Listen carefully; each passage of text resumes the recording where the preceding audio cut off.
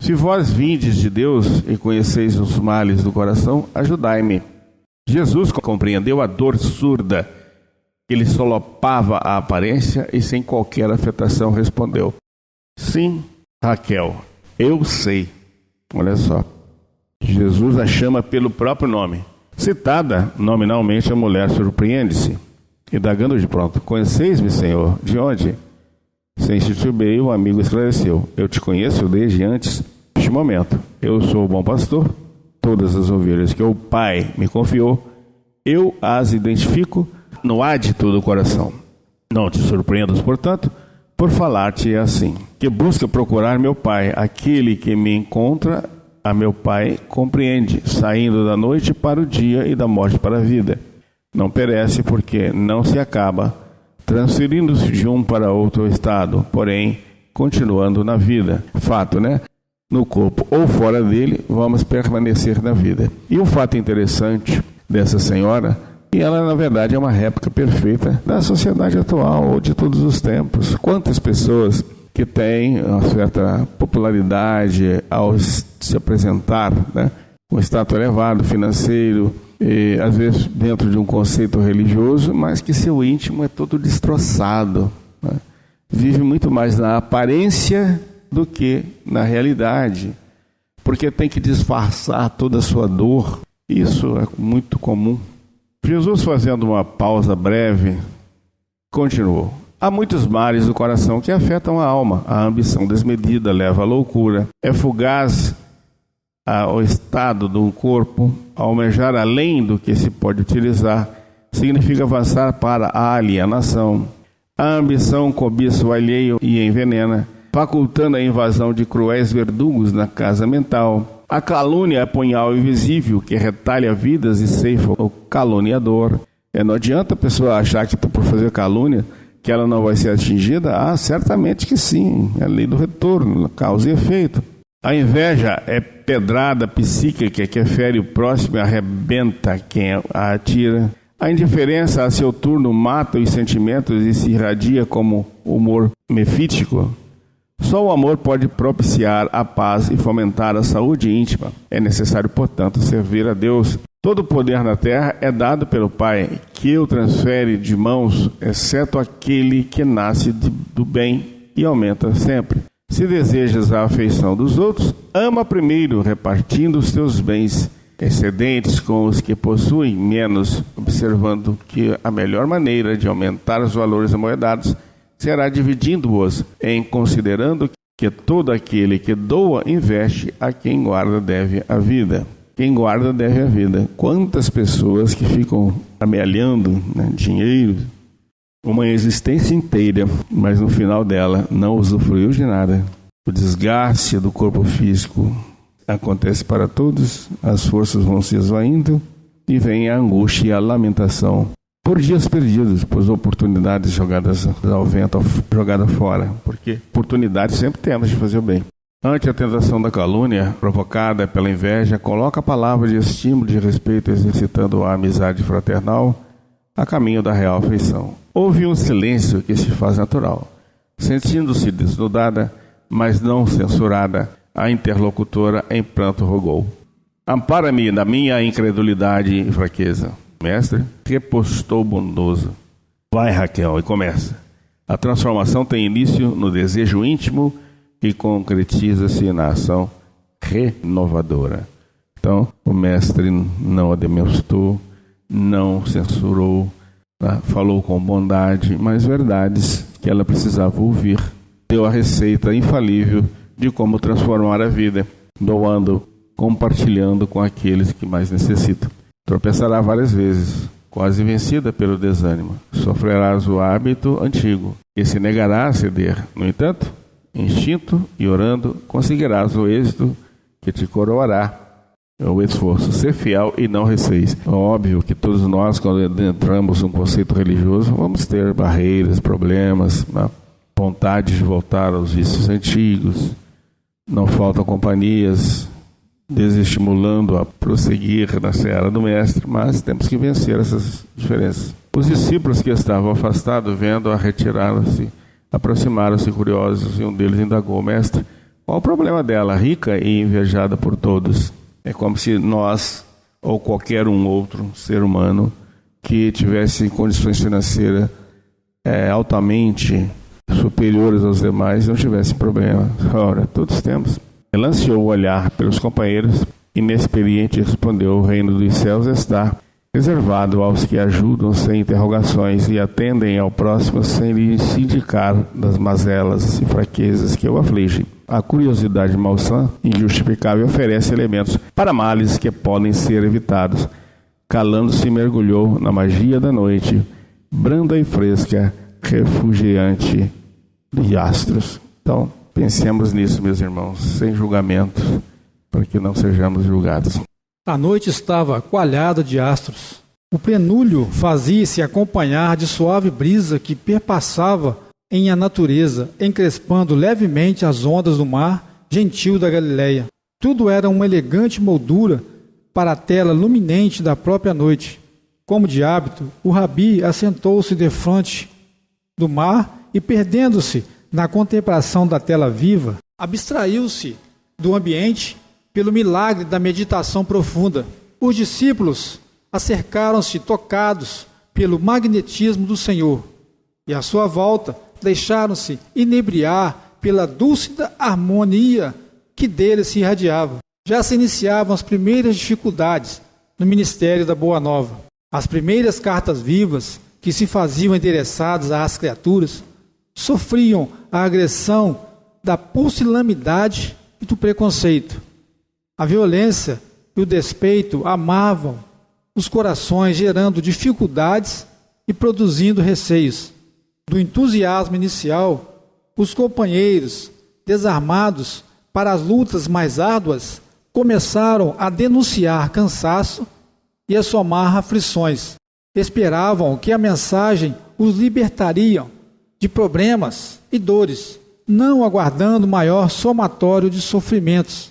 Afinal, a figura do rabi infundia-lhes ânimo e os encorajava ao empreendimento. Receavam, no entanto, aqueles estranhos embates que se delineavam sob o assodar da violência.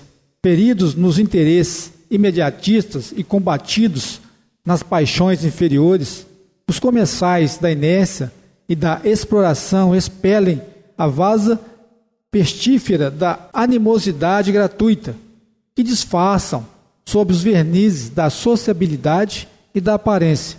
Facilmente mudam o comportamento quando estão em jogo as intricadas ilusões da posse e do destaque humano, a que se agarram com avidez e desesperação.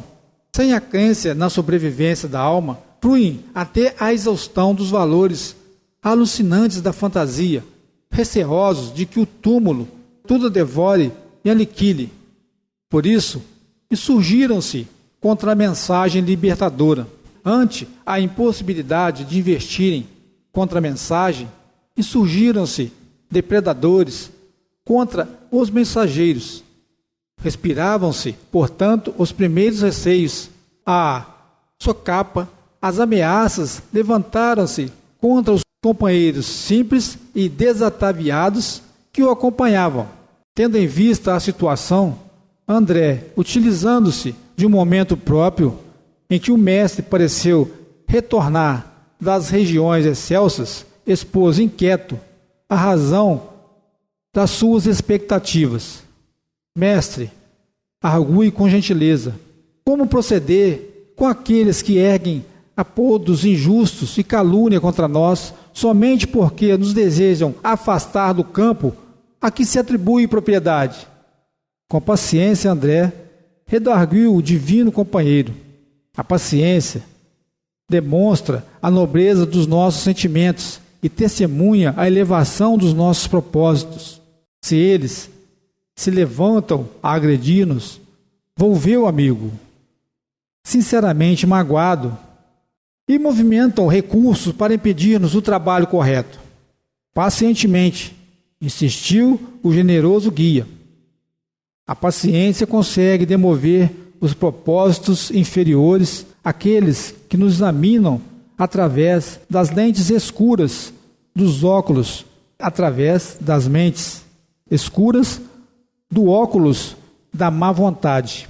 No entanto, volveu o discípulo, revelando na voz os sintomas da emoção, como suportar a ironia e o descaso daqueles cujas falhas conhecemos.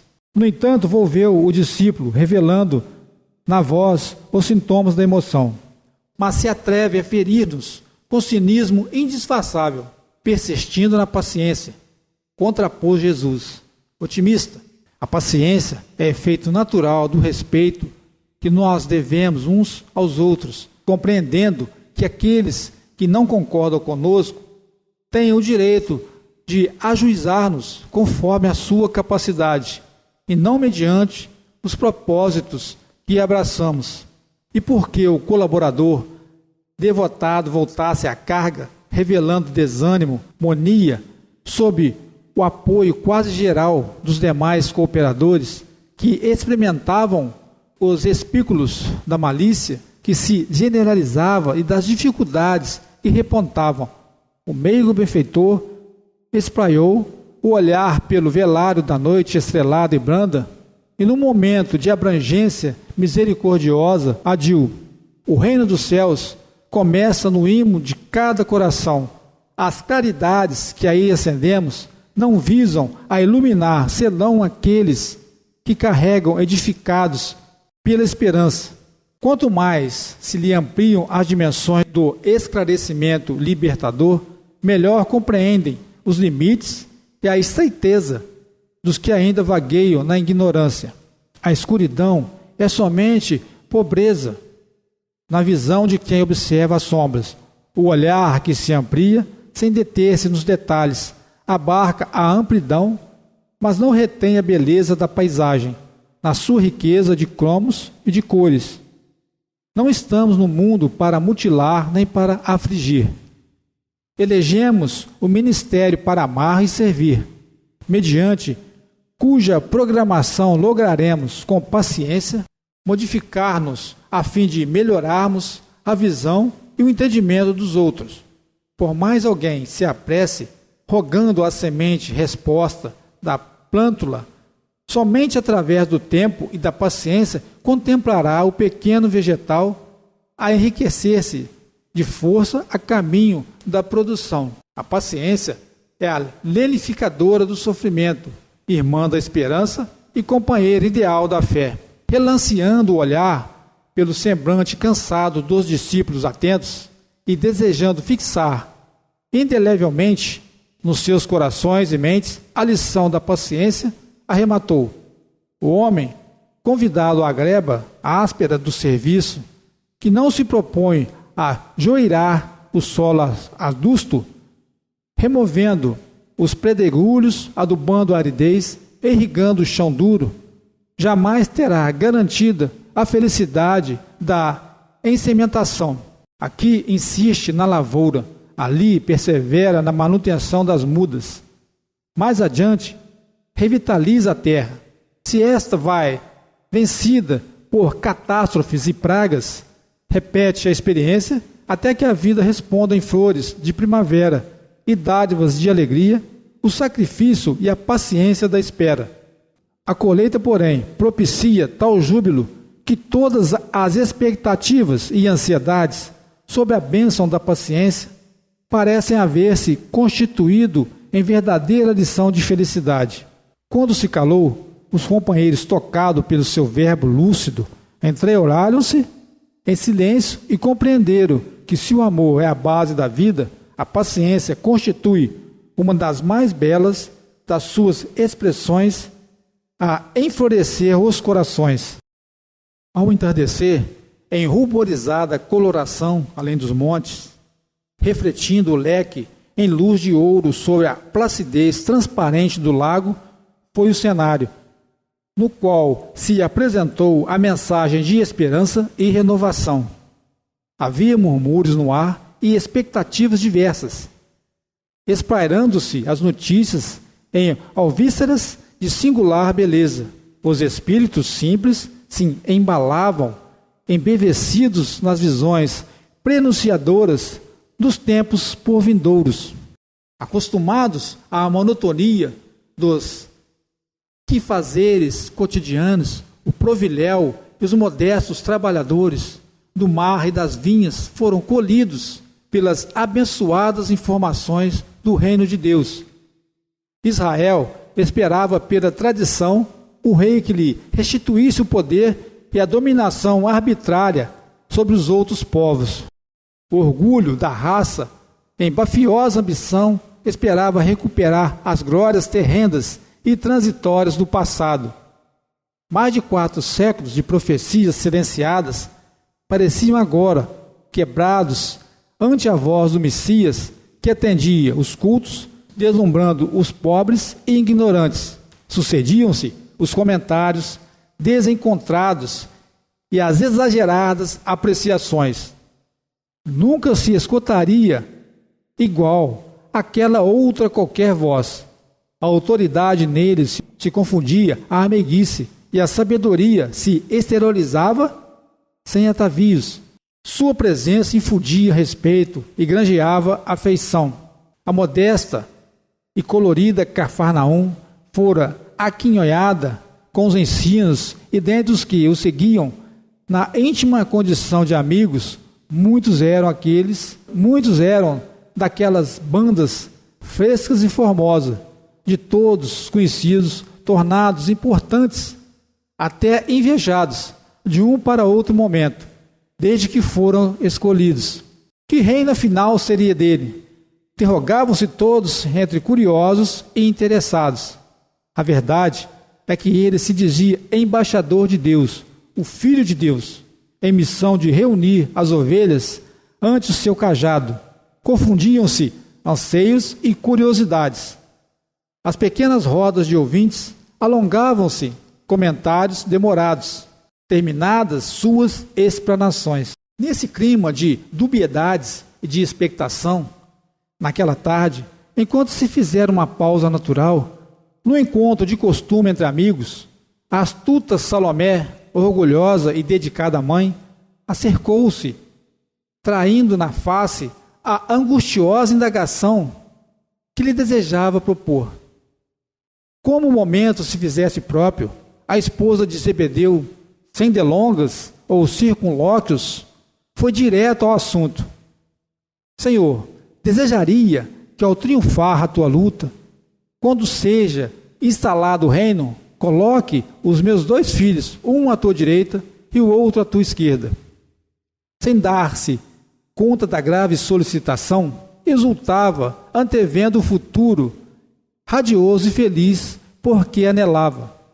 Nem sequer percebeu a expressão de amargura e espanto desenhada nos rostos marcados, nos membros do colégio, reunidos pelos vínculos do amor. O mestre, que penetrava o ádito dos corações e conhecia as paisagens íntimas das almas, compreendendo o zeloso carinho da genitora, apressada, obtemperou. Estarão eles dispostos a beber da minha taça de amargura?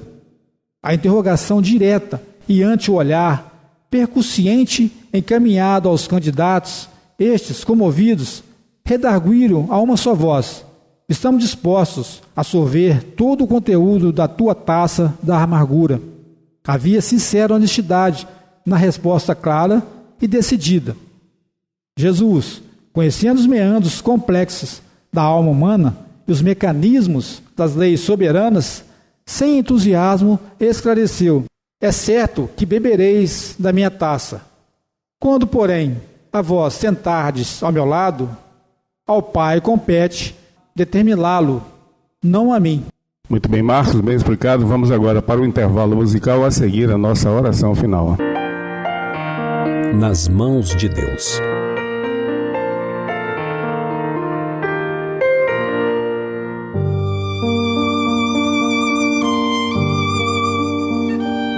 Há momentos em que nossas mãos parecem pequenas demais. Tentamos segurar tudo ao mesmo tempo. Problemas, decisões, medos, responsabilidades. Apertamos forte, como se o controle fosse a solução. Porém, descobrimos que nem tudo pode caber em nossas mãos. Há limites que não são fraquezas, são aprendizados. Há dores que não conseguimos resolver, situações que fogem do nosso alcance, perguntas que não encontram resposta imediata. É nesse instante que aprendemos uma lição essencial. Aquilo que não cabe em nós deve ser colocado nas mãos de Deus.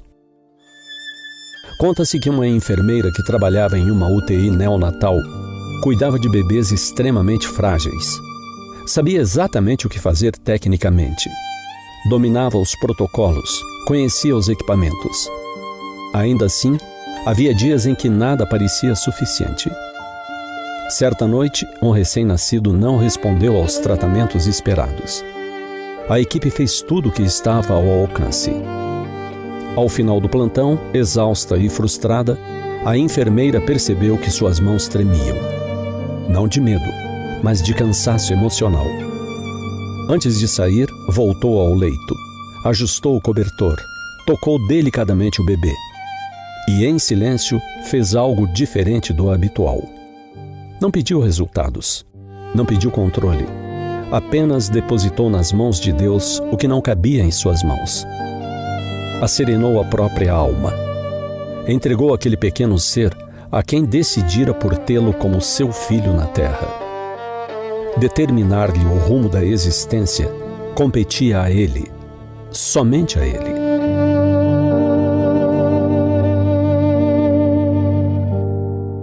Nas mãos de Deus cabem nossas dores, mesmo aquelas que não sabemos explicar. Cabem as lágrimas silenciosas, as noites difíceis, as feridas que teimam em não cicatrizar. Cabem nossas esperanças, os sonhos interrompidos, os planos que não saíram como desejávamos, os caminhos que precisaram ser mudados. Deus não despreza nossos projetos, mas sabe quando é preciso ajustá-los ao que realmente nos fará crescer. Nas suas mãos cabem todas as nossas escolhas, as acertadas e as equivocadas. Quando entregues com humildade, até os erros se transformam em aprendizado. Deus não nos condena pelo tropeço. Ele nos convida ao recomeço. Cabem, sobretudo, os silêncios. Aqueles momentos em que oramos e não ouvimos a resposta. O silêncio de Deus não é abandono, é trabalho invisível. É cuidado que acontece sem anúncio, preparando o que ainda não conseguimos ver. Confiar nas mãos de Deus não é cruzar os braços. É fazer o que nos cabe e entregar o que ultrapassa nossas forças. É compreender que nem sempre teremos explicações, mas sempre teremos amparo. A fé não elimina os desafios, mas muda a forma como caminhamos entre eles. Quando colocamos nossas dores nas mãos de Deus, elas não desaparecem, mas encontram direção. Quando entregamos o futuro, ele deixa de ser ameaça e passa a ser caminho. Nada se perde nesse processo. Por isso, diante do que não compreendemos, diante do que não conseguimos mudar, saibamos dizer com fé e serenidade a frase que nos foi ofertada pelo Mestre de Nazaré: Pai, seja feita a vossa vontade, assim na terra como nos céus.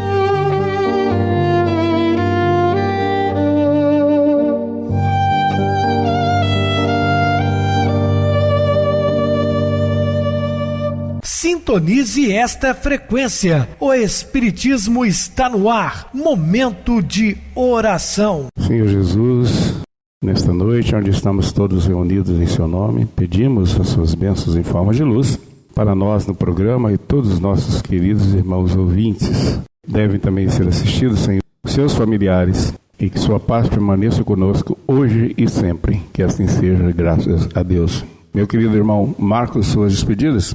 Boa noite, Pedrosa, boa noite a todos os ouvintes. Grato mais uma vez pela oportunidade de trabalho e que possamos, meus irmãos, viver esses ensinamentos no nosso dia a dia. Muita paz a todos. Boa noite para você, Marcos. Muito obrigado pelo apoio aqui no programa. Boa noite também a todos os amados irmãos ouvintes do YouTube, internautas do Brasil e do exterior, nossos irmãos da Zona Norte e de Juiz de Fora que nos acompanham com a rádio local 87,9 Rádio Clube FM, Continue ligados, ouvindo a nossa próxima atração, o programa Batidão com o DJ Tico, a seguir na voz de Ailton Moreno, o Encontro Central. Boa noite a todos e até amanhã, se Deus quiser.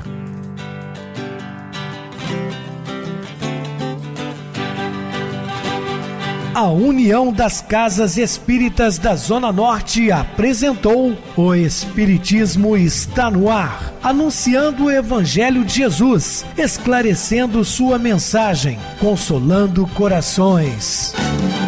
Olhe pro céu e descubra imagens de luz. Se tem Jesus, o amor todo que Deus te deu. Pense no bem, no melhor em que pode fazer. Seja o que for, também vai receber. De coração, ajude o irmão, a caridade é o caminho do amor. Faça ainda que possa sofrer, pois bênçãos de Deus há de ter. Ame, perdoe e viva melhor a natureza, o céu e o mar. Veja o encanto que a vida nos dá, a chance eterna que temos para amar, para amar. Olhe pro céu e descubra imagens de luz. Sinta em Jesus o amor todo que Deus te deu. Pense no bem, no melhor em que pode fazer. Seja o que for, também vai receber. De coração, ajude o irmão, a caridade é o caminho do amor. Faça ainda que possa sofrer, pois bênçãos de Deus há de ter. Ame, perdoe e viva melhor a natureza, o céu e o mar. Veja o encanto que a vida nos dá, a chance eterna que temos para amar.